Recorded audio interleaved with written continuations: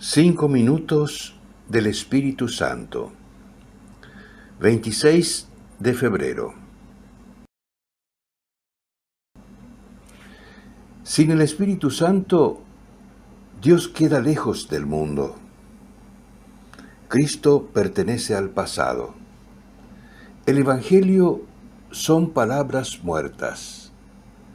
La Iglesia, una organización más. La autoridad, una tiranía. La misión, pura propaganda. El culto, un simple recuerdo. El obrar cristiano, una moral de esclavos. Con el Espíritu Santo, Dios late en un mundo que se eleva y gime en la infancia del reino. Cristo ha resucitado y vive hoy. El Evangelio es potencia de vida. La Iglesia, comunión trinitaria.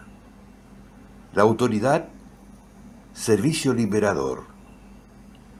La misión, permanente Pentecostés. El culto, celebración y anticipo del reino. El obrar humano, realidad divina. Consejo Mundial de las Iglesias, Uppsala, 1968.